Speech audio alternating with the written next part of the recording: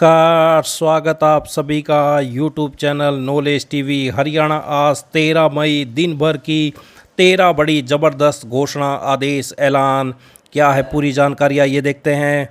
हरियाणा की सबसे तेज़, सबसे सटीक जानकारी के लिए यूट्यूब चैनल नॉलेज टीवी को सब्सक्राइब जरूर कर लें, तो वीडियो लास्ट तक ज़रूर देखें। तो चलिए देखते हैं हरियाणा आज 13 मई 13 बड़ी खबरें, घोषणा, ऐलान। हरियाणा स्कूल शिक्षा बोर्ड का 12वीं का बोर्ड एग्जाम का रिजल्ट जारी हो गया है। इसमें 85.66% स्टूडेंट पास हुए हैं। कैथल के अर्पणदीप सिंह ने 500 में से 497 अंक लेकर स्टेट टॉप किया है। उनके 3 सब्जेक्ट में 100 में से 100 नंबर आए हैं। दूसरे नंबर पर सोनीपत की करीना और जींद की यशिका हैं। दोनों को 500 में से 495 नंबर मिले हैं। ये तीनों स्टूडेंट कॉमर्स स्ट्रीम के हैं। जींद की सरोज 494 नंबर लेकर तीसरे स्थान पर रही। सरोज आर्ट्स स्ट्रीम से हैं। 493 अंक लेकर चौथे स्थान पर। भिवानी के नमन वर्मा साइंस स्ट्रीम से हैं। जिला वाइज रिजल्ट में जींद टॉप पर रहा, वहीं नू सबसे फिसड्डी रहा। तो जिले वाइज देख सकते हैं उपस्थित छात्र, पास, कंपार्टमेंट फेल, कितने प्रतिशत पास हुए हैं, तो सभी जिले आप देख सकते हैं। जींद में 91.05% पास हुए हैं। कैथल, फतेहाबाद, पानीपत, चरखी दादरी, रेवाड़ी, हिसार, भिवानी, करनाल, अंबाला, रोहतक, गुरुग्राम, झज्जर, मेंढरगढ़, सोनीपत, कुरुक्षेत्र, सिरसा, पंचकुला, यमुनानगर, फरीदाबाद, पलवल और नू में 45.76% पास हुए हैं। तो ये बड़ी अपडेट। तो वहीं हरियाणा बोर्ड के साथ साथ CBSE central board of secondary education ने भी आज 12वीं का रिजल्ट जारी कर दिया है। 88.39% स्टूडेंट पास हुए हैं। तो वहीं सीबीएसई ने 10वीं का रिजल्ट भी जारी कर दिया है 12वीं के बाद। तो सीबीएसई ने 10वीं और 12वीं दोनों का रिजल्ट जारी कर दिया है। हरियाणा बोर्ड ने आज 12वीं का रिजल्ट जारी किया है। हरियाणा बोर्ड का 10वीं का रिजल्ट कल शाम या 15 तारीख को सुबह आएगा। तो ये सूत्रों से बड़ी अपडेट। आइए अगली बड़ी घोषणा देखते हैं। हरियाणा स्टाफ सिलेक्शन कमीशन ने वंचित अनुसूचित जाति डीएससी और अन्य अनुसूचित जाति ओएससी श्रेणी के अभ्यर्थियों को बड़ी राहत दी है। आयोग ने ग्रुप डी भर्ती में गैर चयनित वंचित अनुसूचित जाति और अन्य अनुसूचित जाति श्रेणी के अभ्यर्थियों के लिए हरियाणा कर्मचारी चयन आयोग नए प्रमाण पत्र अपलोड करने के लिए पोर्टल आज से खोल दिया है। यानी 13 मई से लेकर 16 मई तक अपलोड कर सकेंगे ऐसे संबंधित उम्मीदवार अपना नया प्रमाण पत्र। तो ये बड़ी अपडेट। आइए अगली बड़ी घोषणा देखते हैं। तो हरियाणा में 12 मई से सरचार्ज माफी योजना 2025 लागू हो रही है।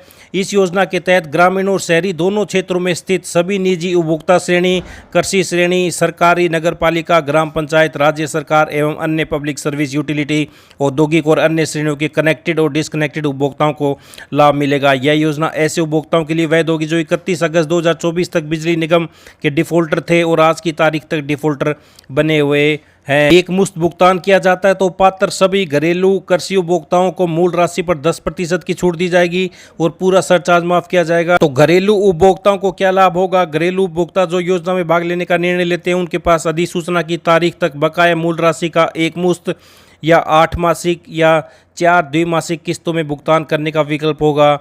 बकाया सरचार्ज राशि को 8 चालू मासिक या 4 द्विमासिक बिलों के नियमित भुगतान के साथ किस्तों में माफ किया जाएगा। कृषि श्रेणी उपभोक्ताओं के पास बकाया मूल राशि का भुगतान एक मुश्त या 3 बिलिंग चक्रों में करने का विकल्प होगा। कृषि उपभोक्ताओं का बिलिंग चक्र 4 महीने में एक बार होता है। बकाया सरचार्ज राशि को 3 चालू बिल के नियमित भुगतान के साथ किस्तों में माफ किया जाएगा। तो मूल राशि के एक मुश्त भुगतान पर सरचार्ज माफ होगा। सरकारी, नगरपालिका, ग्राम पंचायत, राज्य सरकार एवं अन्य पब्लिक सर्विस यूटिलिटी कनेक्शन वाले उपभोक्ता योजना में भाग लेने का निर्णय लेते हैं, उनके पास अधिसूचना की तिथि तक बकाया मूल राशि का एक मुश्त भुगतान करने का विकल्प होगा और सरचार्ज माफ कर दिया जाएगा। तो वहीं उद्योगों को 50% अधिभार राशि माफ होगी। औद्योगिक और अन्य श्रेणियों के उपभोक्ताओं को कुल मूल राशि के साथ 50% अधिभार राशि का एक मुश्त भुगतान करने पर शेष 50% अधिभार राशि माफ कर दी जाएगी। कनेक्शन काटे गए उपभोक्ताओं के मामले में एक मुश्त राशि के भुगतान पर या मूल राशि की पहली किस्त के भुगतान पर लागू होने वाले पुनः कनेक्शन आदेश शुल्क को चार्ज करने के बाद दोबारा कनेक्शन दिया जाएगा, बशर्ते कि कृषि श्रेणी को छोड़कर सभी श्रेणियों के लिए 6 महीने के भीतर कनेक्शन काटा गया हो। कृषि श्रेणी में कनेक्शन 2 साल से अधिक पुराना कटा नहीं हो सकता। 6 महीने या 2 साल जैसा भी मामला हो, उससे अधिक पुराने कनेक्शन के मामले में आवेदक को नया उपभोक्ता माना जाएगा। हरियाणा में सिंचाई और जल संसाधन विभाग के तहत परियोजना क्षेत्र में पुलों और पुलियों के निर्माण की अनुमति अब 60 दिन के अंदर मिलेगी। सरकार ने इस सेवा को हरियाणा सेवा का अधिकार अधिनियम के दायरे में लाते हुए इसकी समय सीमा निर्धारित की है। हरियाणा में अब नए प्ले वे स्कूलों का आवेदन करने के 45 दिन के अंदर मान्यता मिल जाएगी। पहले से चल रहे प्ले वे स्कूलों की मान्यता का 30 दिन में नवीनीकरण कर दिया जाएगा।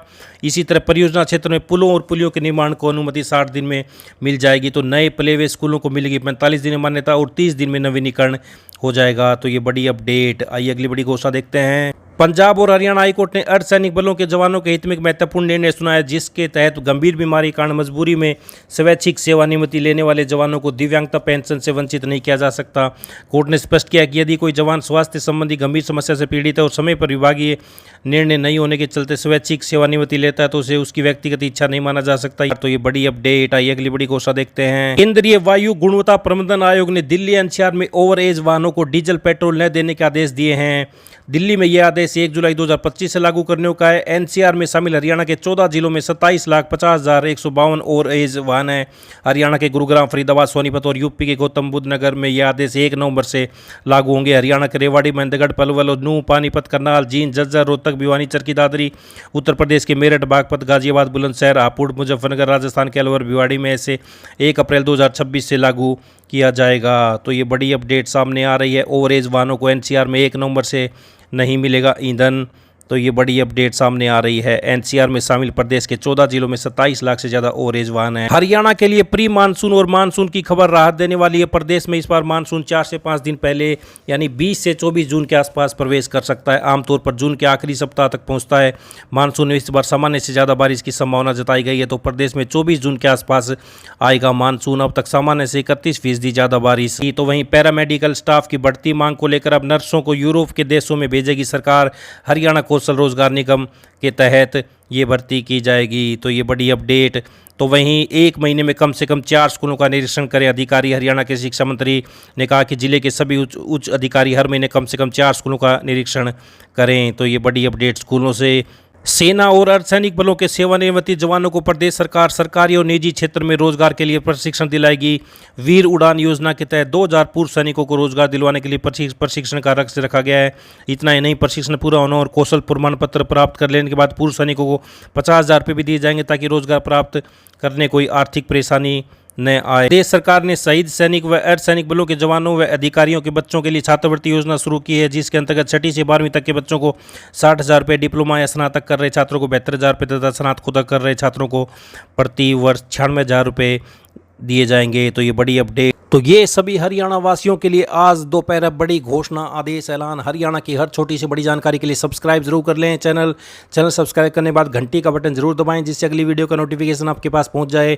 तो चैनल को सब्सक्राइब करने के बाद घंटी का बटन दबाना ना भूलें। इस वीडियो को ज़्यादा से ज़्यादा शेयर करें, लाइक करें, कमेंट करें। तो इस अपडेट में इतना ही। मिलते हैं अगली बड़ी घोषणाओं के साथ। तब तक के लिए बहुत बहुत धन्यवाद। चैनल को सब्सक्राइब करना ना भूलें।